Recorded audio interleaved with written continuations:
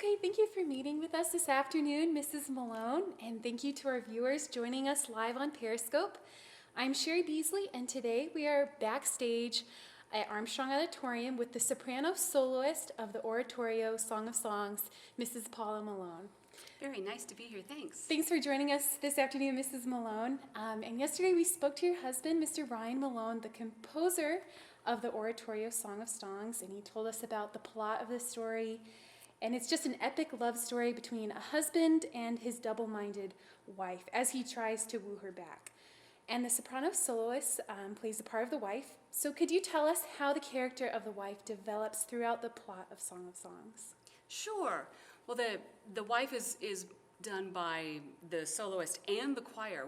We're both the wife, as the wife is double-minded. So that's a unique aspect in that we really represent maybe two different points of view.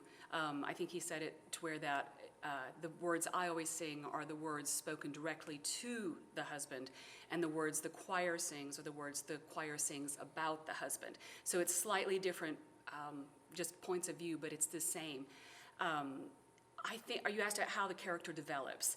In the beginning, I think she's a little deluded, maybe even self-deluded, in that she really does love her husband, but she really does love the world, and she's having an affair with the world, basically. And I think there's a little self-righteousness in there. She talks about how beautiful and how special she is. And there's also probably a little anger in there. She talks about how that, she has to work and get sunburned, and it makes her, she's contrasting that to the life with the king, where it's all luxury and ease. And so in the beginning, I think there's even a point where she's even angry.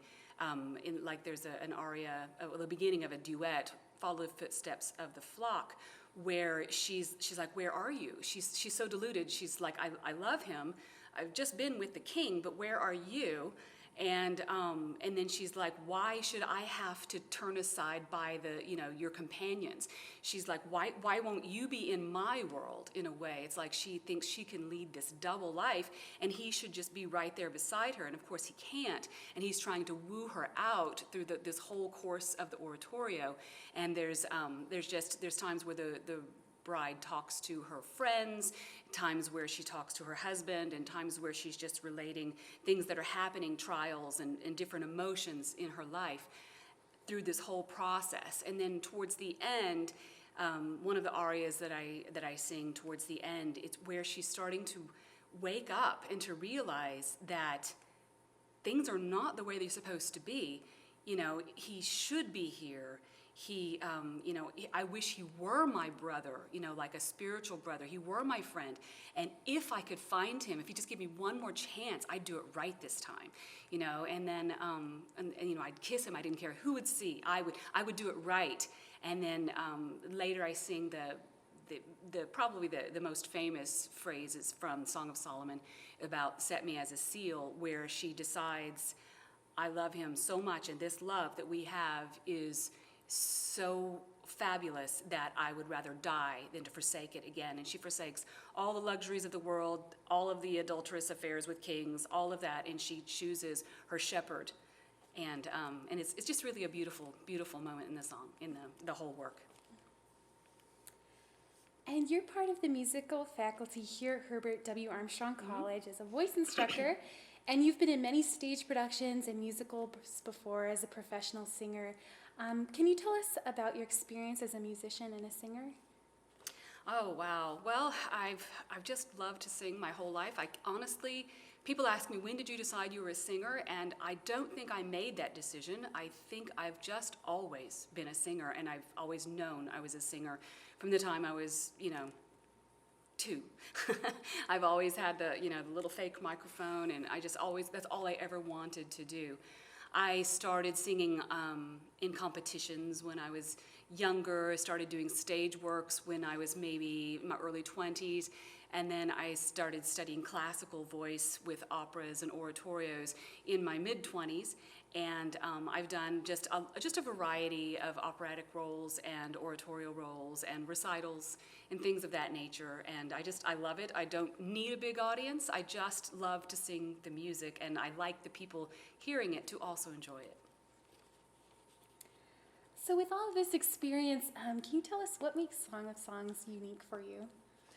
So many things are unique. Much of the music that I sing is in other languages, a lot of German, French, and Italian. And even though I know exactly what I'm singing, and there might be program notes, or we might explain to the audience, this is in my native tongue, and it's in the audience's native tongue.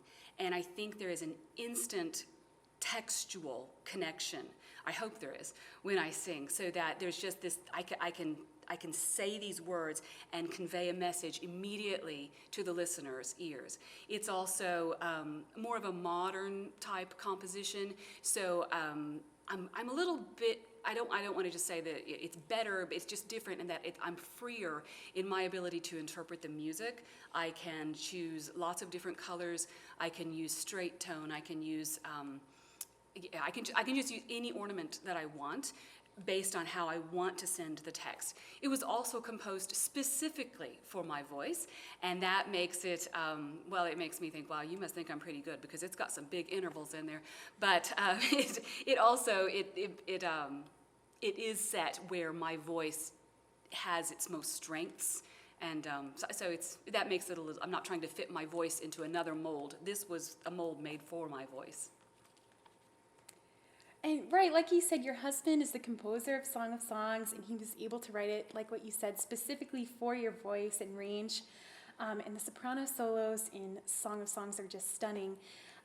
So would you mind singing a piece of your part from Song of Songs for our viewers on Periscope today? Sure. I'll sing the beginning of the duet that I was mentioning before, Follow the Footsteps. And this is where the song just before, she's been with the king, and she comes out and she's like, where are you? Why can't I find you? And then I think she even gets a little irritated, because it says, why do I have to like hide my face and hide and try to find you? Why aren't you easy to find? Is kind of the question she's asking. So sure, I'll sing a little bit of that. Let me clear my voice. Got my lovely husband at the piano. Tell me, oh, you whom my soul loves. Tell me, oh, you whom my soul loves. Will you feed your flock? Where it rests at noon?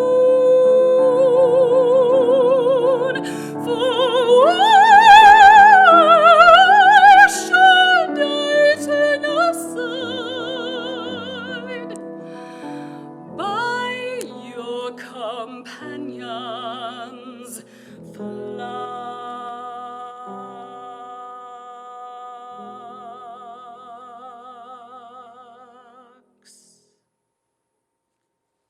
Wow, thanks so much, Mrs. Malone. You're welcome. And thank you. And that's just a sample of the beautiful music in Song of Songs that will be performed Thursday. So I'd just like to finish by asking you if there's anything else you'd like to tell everyone watching on Periscope this afternoon. Just, I hope you can come out and hear the entire work. The strings added to this work have reimagined it. If you've heard it before where it was all a cappella, it is, I had the best seat last night because I was sitting out in the audience for most of it, hearing the choir and the strings. I just kept getting goosebumps and goosebumps and chills and chills. It's just phenomenal. I hope you can come. I really hope you can come. Okay, well, thank you again for being with us here at You're welcome. Periscope. So we can't wait for the performance. And again, this is Sherry Beasley with Mrs. Paula Malone. We're backstage at Armstrong Auditorium. Thanks for joining us today, and we'll see you next time. Bye-bye.